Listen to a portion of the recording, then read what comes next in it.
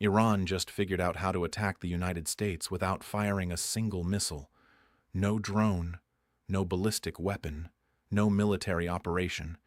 They found something more powerful, a way to destroy the foundation of American economic dominance using nothing but a shipping lane and a currency swap. A senior Iranian official confirmed to CNN that Tehran is considering allowing oil tankers to pass through the Strait of Hormuz, but only if the oil cargo is traded in Chinese yuan, not US dollars, yuan. And a top global strategist just explained exactly what Iran is doing. Quote, Tehran wants to destabilize the US president in his own country without using a single piece of ammunition. That's not a military threat. That's financial warfare. And it might be more dangerous than every missile Iran has launched combined. Tonight on War Clock, I'm going to explain exactly what this proposal means, how the petrodollar system works, and why it's the real source of American power, what happens to the dollar if oil starts trading in yuan, why gold and silver are about to explode, how BRICS is backing this move, why Trump's midterm elections are now at risk, and what your life looks like if the dollar loses its status as the world's reserve currency. This isn't just a war story anymore. This is a money story that affects every single person watching this video. Let's go. First, you need to understand what's actually happening at the Strait of Hormuz right now, because the physical situation is what makes Iran's financial weapon possible. The Strait of Hormuz is a narrow waterway between Iran and Oman, roughly 33 kilometers wide at its narrowest point. 20% of the entire world's oil supply passes through it every single day, approximately 21 million barrels. Since this war began on February 28th, the strait has been effectively closed. Ship traffic has come to a virtual halt. Iran's navy, its coastal missile batteries, its drone fleet, and its mine-laying capability have turned the world's most important shipping lane into a death trap. Oil prices have surged above $104 a barrel. American gas prices have jumped 24%. The International Energy Agency just announced the largest emergency oil release in history, 412 million barrels, to prevent a global economic meltdown. Trump has been demanding allies send warships to force the strait open. Japan said no. Australia said no. Germany said no. France said not now. Britain is still discussing. 5 countries have refused or resisted. 0 warships have been committed. And into this chaos, with the world desperate for oil, with prices spiraling, with no coalition forming to force the strait open, Iran makes its move. A senior Iranian official tells CNN that Tehran is exploring, quote, new plans to manage the flow of oil tankers through the Strait of Hormuz. The key condition, oil cargoes must be traded in yuan, not dollars. Iran isn't just blockading the strait, it's offering to selectively reopen it, but only for transactions that cut the US dollar out of the equation entirely. France and Italy are already holding what CNN describes as preliminary talks with Iran to secure safe passage for their ships. France and Italy, both NATO members, both US allies, are negotiating directly with Iran for access to the strait. And the price of admission? Stop using dollars for oil. Now let me explain why this is a bigger threat to American power than any weapon in Iran's arsenal. Since the 1970s, global oil trade has been settled in US dollars. This system, called the Petrodollar, started with an agreement between the Nixon administration and Saudi Arabia. The deal was simple. Saudi Arabia prices all its oil in dollars and invests surplus revenue in US Treasury bonds. In return, America provides military protection. Every other OPEC nation followed. Within a few years, virtually all oil on Earth was bought and sold in dollars. This created an extraordinary dynamic that most people don't understand, but that shapes every aspect of their daily lives. Every country that imports oil, which is nearly every country on Earth, needs US dollars to pay for it. To get those dollars, countries either export goods to America, borrow dollars internationally, or hold massive dollar reserves in their central banks. This permanent global demand for dollars keeps the currency strong, keeps US borrowing costs low, allows the American government to run enormous deficits without consequences that would bankrupt any other nation, and gives Washington the power to impose economic sanctions that can destroy entire economies overnight. When the US sanctions a country, like Iran, like Russia, like Venezuela, it works specifically because that country needs dollars to participate in the global economy. Cut off dollar access, and you cut off trade. The petrodollar isn't just an economic arrangement. It is the single most important reason the United States is the world's dominant superpower, and Iran just proposed to demolish it. Let me explain the mechanics of how this works. If tankers start passing through Hormuz with oil cargoes traded in yuan, several things happen simultaneously. First, those transactions don't create demand for US dollars. Every barrel of oil traded in yuan is a barrel that didn't require anyone to buy dollars on the foreign exchange market. Scale that up across millions of barrels, and you get a measurable reduction in global dollar demand. Second, countries start holding yuan reserves instead of dollar reserves. If you know you need yuan to buy oil through Hormuz, you start stockpiling yuan in your central bank. China's currency gains reserve status, not by force, but by necessity. The dollar's share of global reserves, already fallen from over 70% in 2000 to under 58% today, drops further. Third, and this is the part that directly hits American consumers, a weaker dollar means higher inflation. SEBI-registered market expert Anuj Gupta explained it plainly. Quote, "A shift from the US dollar to the Chinese yuan in oil trade is expected to put pressure on the US dollar in the currency market. In the wake of a sharp fall in the US dollar, US inflation is expected to shoot up in a very short time. Higher inflation, higher prices for everything Americans buy, higher food costs, higher energy costs, higher borrowing costs, higher mortgage rates, higher credit card rates. Every American consumer pays the price, not because of a missile, not because of a bomb, because of a currency shift in a shipping lane 8,000 miles away. And here's where the political dimension turns Iran's financial weapon into a precision-guided political missile aimed directly at Trump's domestic agenda. Amit Goel, chief global strategist at Pace 360, said something that should make every political analyst in Washington pay attention. Quote, "The midterm U.S. elections are scheduled in November this year. Any rise in inflation would be negative for Donald Trump's Republican Party candidates, so Tehran wants to destabilize the U.S. president in his own country without using a single piece of ammunition." Read that again. Iran is using the Strait of Hormuz to trigger inflation in America to hurt Trump's party in the midterm elections. No missile can do that. No drone can do that.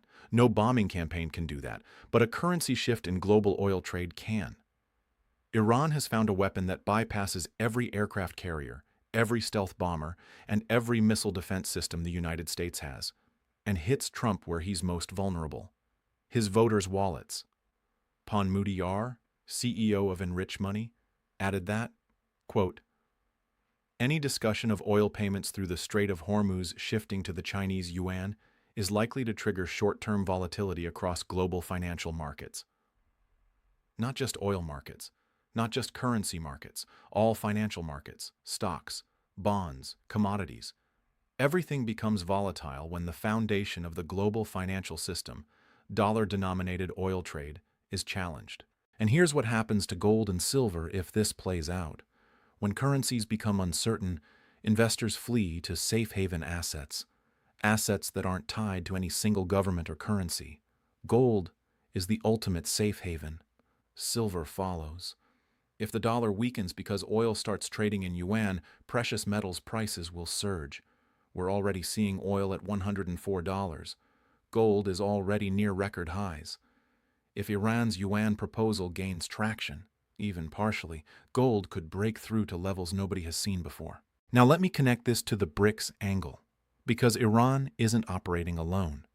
Iran is a permanent member of BRICS, the bloc that includes Brazil, Russia, India, China, and South Africa, along with newer members like Egypt, Ethiopia, and the UAE. BRICS has been actively discussing alternatives to the US-dominated financial system for years. They've talked about creating a common BRICS currency. They've established bilateral currency swap agreements that bypass the dollar. Russia has been selling oil in rubles and yuan since its invasion of Ukraine. Saudi Arabia, America's original petrodollar partner, has been exploring yuan-denominated oil sales to China. ASEAN countries now conduct 45% of their intra-regional trade in local currencies, with yuan accounting for more than 60% of that. Iran's proposal would receive immediate support from Russia, Brazil, and especially China.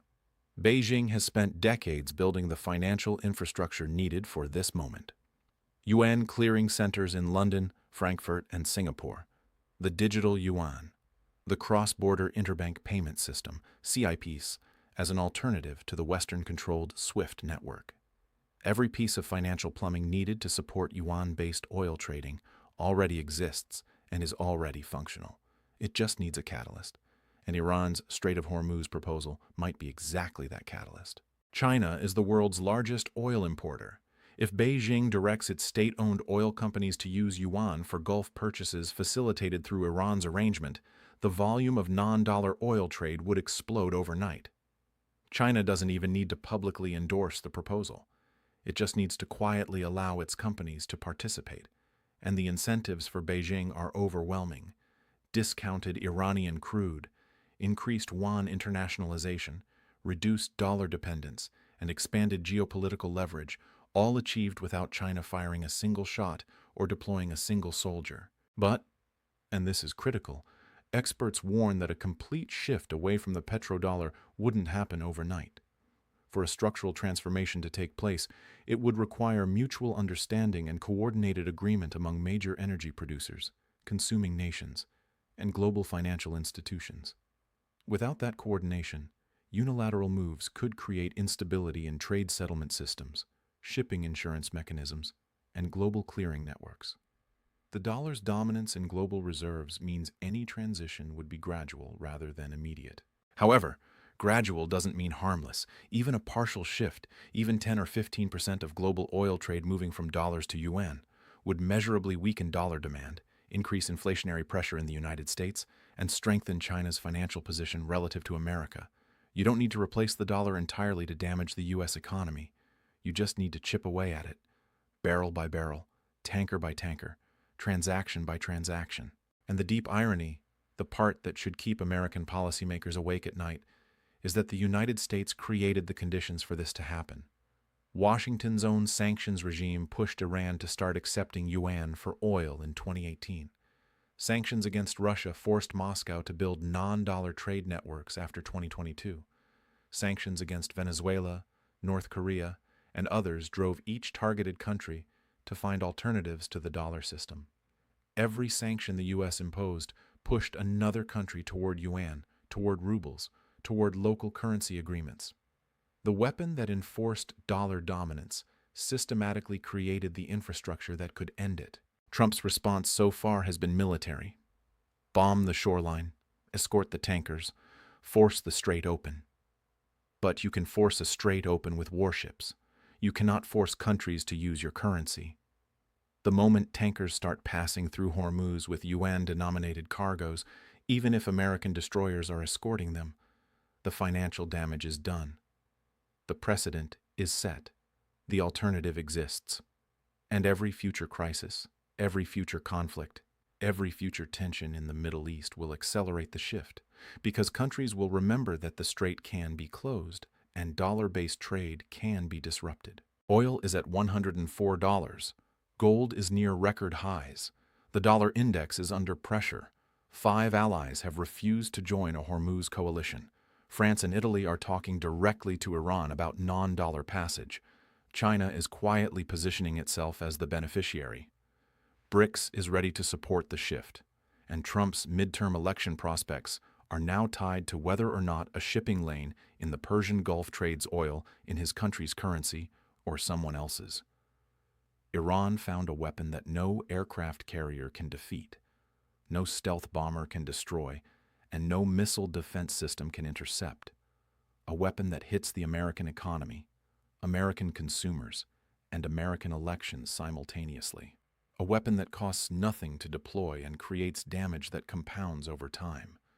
A weapon called the yuan. The petrodollar has survived 50 years, 2 world wars worth of geopolitical upheaval, the Cold War, the rise of China, the financial crisis of 2008, the pandemic. But it has never faced what it faces right now: a closed strait, a desperate world, and an alternative currency backed by the second largest economy on Earth being offered as the price of passage. The question isn't whether the dollar will be challenged. It's already being challenged. The question is whether this moment, this war, this strait, this proposal is the tipping point that historians will look back on and say that's when the petrodollar began to die. This is War Clock. Subscribe, hit the bell, share this video with everyone you know, because what happens to the dollar affects every person on this planet regardless of what currency they use. This isn't just a war story. This is the financial story of the century. I'll see you in the next one.